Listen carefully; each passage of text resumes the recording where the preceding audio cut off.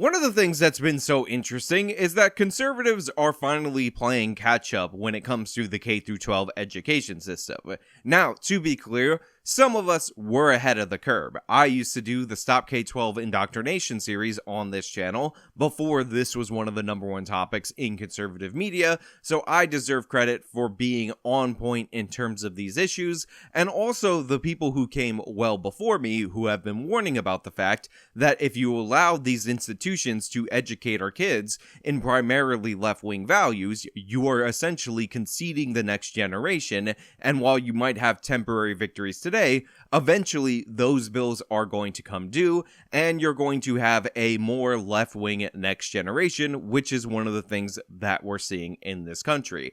On top of that, a lot of these divisive political ideas, a lot of the racial hatred that the left is obsessed with introducing into the K-12 system manifest in actual grievances, actual violence, and this is what we're going to talk about. A story out of Springfield, Ohio, where a bunch of young kids, we're talking in a elementary school, decided that it would be a good idea to grab the white kids from their class, force them onto their knees, and demand that they pledge fealty to Black Lives Matter. And when some of these white kids did not want to do this, this turned into a racialized attack where the black students ended up beating up the white kids. Now, why do you think this happened? Why do you think this was the thing that they decided to attack them over? Obviously, it's because we have all of these different programs in this country that seek to introduce the Black Lives Matter ideology into our K-12 system, and this clearly and obviously villainizes white people. I mean, all you have to do is listen to these people talk for about 5 seconds to realize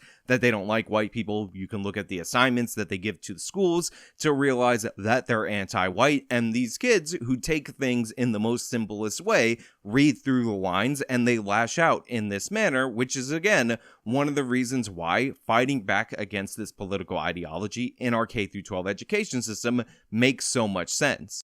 New at 6, Springfield police are investigating a possible assault at an elementary school. This involved 2 groups of students. Good evening. I'm Cheryl McHenry. And I'm James Brown. We have News Center 7's John Bedell. He's live in Springfield with details he's uncovered in a police report. And John, you also talked with one of the victim's parents.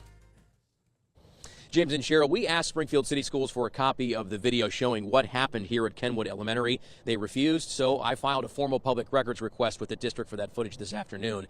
Meantime, Mom and Dad tell me their son is traumatized. Now, I have to give a lot of credit to the local news out in Ohio because a bunch of different news agencies actually picked up this story. They filed open records requests when the school decided to stonewall, and this was because the national media weirdly didn't have to pay any attention to this story. I mean, we can only ask ourselves this basic question, that if a bunch of white kids decided that it would be a good idea to force all of the black kids at the elementary school level onto their knees and beat them up if they didn't pledge allegiance to whiteness, what would have happened with the national media? But of course, this was a local story, and they had to fight to obtain the information on this as a local story. Again, open records requests, demanding why the parents weren't being informed because the school didn't even think it was important to tell the parents that their kids were beat up at school due to a racialized hate crime.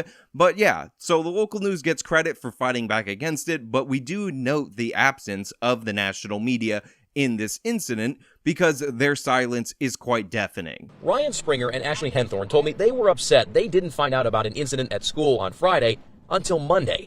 They said their son, a 6th grader at Kenwood Elementary, hasn't been the same since. Again, absolutely amazing that their son gets physically assaulted, targeted for a racialized hate crime on the campus, on the playground of this school, and the school thinks, well, he's a white kid, no big deal, we don't need to talk about this, we don't even need to inform the parent, and anybody who's been through the public education system knows that the first thing that they do before they conduct any investigation is inform the parents that something like this happened, but the school administrators took it upon themselves to not do so because obviously they cared more about this story getting out rather than actually punishing the people who acted horribly.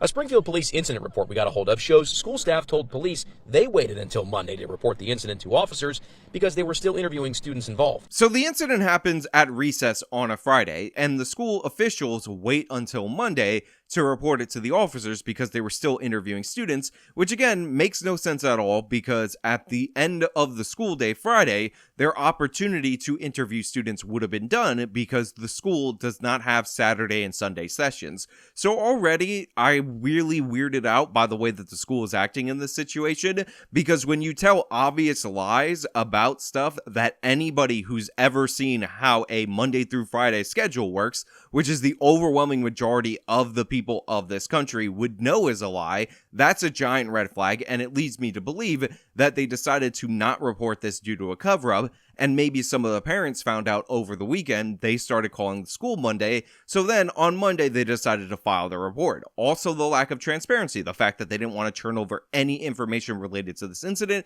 not talking about any names or anything like that, but you know how many students were involved, let's see some of the paperwork. All of that was kept under wraps, and it needed to be revealed via open records requests.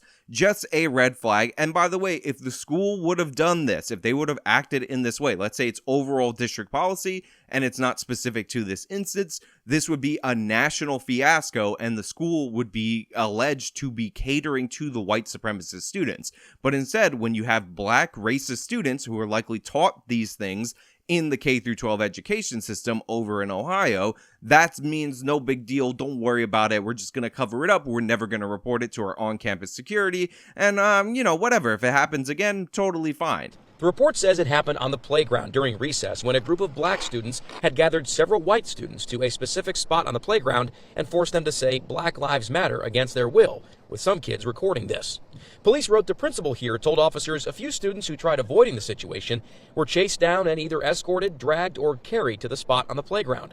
Officers said one student was punched in the head. Now, another thing that we need to know, because it is the month of February is Black History Month, is what were these kids being taught in their classroom before they went out to recess? Because I'm not against teaching the history of black people in the United States of America, not against talking about slavery and all of that, but Black Lives Matter is a modern political movement that is still ongoing, that is based on their misrepresentations of police data and crime data. So why specifically in Black History Month in the middle of February at recess did these kids demand fealty to Black Lives Matter? Obviously, because I've seen these curriculums before, I would be inclined to believe that the Black Lives Matter curriculum actually took hold and took root instead of a standard Black History Month curriculum, which talks about the history of the civil rights movement and all of that. And that's what got these kids so agitated, because remember, these Black Lives Matter thinkers do not hide the ball on what they think of white people. They think they're all evil. You are consciously and unconsciously backing racism. You are for the subordination of black kids. So obviously, in response to that, it makes perfect sense, especially if you're a child and you don't know any better, you never hear the other side of the issue, to think, because all white people have this in their mind, that you need to lash out against those white people and punish them for the sins of hating you based on the color of your skin. Insanely, this school taught these black kids to hate white kids based on the color of their skin because of the thinkers and the indoctrination that white kids inherently hate them based on the color of their skin. There are no formal charges right now, but the incident report lists an investigation into offenses of possible assault and menacing, something Springer said his 12-year-old should not have to experience. Look, I'm a big fan of the word allegedly. I think it is totally fine to say the word allegedly. However, possible assault makes me laugh because obviously there was an assault in this situation, and possible menacing also makes me laugh because the kids that reportedly did not want to pledge fealty to this left-wing political organization that has infiltrated this school were menaced, they were attacked, they were dragged over there, they were physically assaulted, and all of this undoubtedly did happen. So I agree with we should talk about it in terms of alleged because there's no conviction, but the idea that it's possible and maybe it didn't happen seems a bit absurd, because why would this be made up whole cloth when everybody kind of acknowledges this happened? I'm more upset of the assault part of it, of the children being forced down on the ground by other children and stuff, not not so much of them like making them say BLM, because, you know, all lives do matter. So look, this parent, one of his kids were assaulted, and he says, look, it's the assault that bothers me. It's the actual crime committed in my kids that annoys me. Not so much the fact that they wanted them to say BLM because all lives matter. But the thing is, what he just said would have got him an assault, or his kid an assault, had they said it to these people, because in these lessons, they're taught that all lives matter is an evil white racist code word. On top of that, this was the motivation for the assault. This was the racial hatred. And I'm so tired of this Mott and Bailey tactic where people say, oh, do you support Black Lives Matter? Which obviously means the overall movement. And somebody says no. And then they're like, oh, so you're saying that Black lives don't matter, that your life somehow doesn't matter if you're Black in the United States of America. And obviously, that is not what is being put forward. That is not what is being said. That's not all that's being said. There's an overall additional context that goes into this organization, this movement, this idea that we should be against, because it's not rooted in fact. It's actually rooted in racist dogma. The school staff should have recognized the behavior and the problem before it got that far. Mom says she noticed their son hasn't been himself since Friday. Yeah, her son wasn't himself since Friday, because what happened was he was in a classroom. There was racial indoctrination in the classroom that essentially painted him, based on the color of his skin, probably the first time ever this happened to him, as the bad guy, as the evil white racist. Then he was racially attacked by students likely he thought were his friends, some of them, all based on the political ideology that was introduced to these students by careless administrators, or administrators with bad intent who wanted to create activists. And of course, this is the logical result. The thing about children is that they take things quite directly and quite literally. So while people like to hide behind and do these intellectual dances about how this isn't about hating white people or anything like that, in reality, kids see through that. They see it at its most base level, and they understand when you say that all the problems that these Black kids face are due to white people and all white people are responsible, they decide to take revenge and fight against them. So that's what happened in this classroom. It's no coincidence that it's Black History Month. That was taken out to the playground, and the fact that the school decided to cover it up and the parents had to deal with their kid who was just victimized by a hate crime by definition is absurd and is insane. Then I kept asking him all weekend, are you okay? And he kept saying, yeah, I'm just tired. And then when I got the phone call Monday about it, I was like, that explained a lot. We reached out to Springfield City Schools for comment today. They declined, saying this is a Springfield police matter.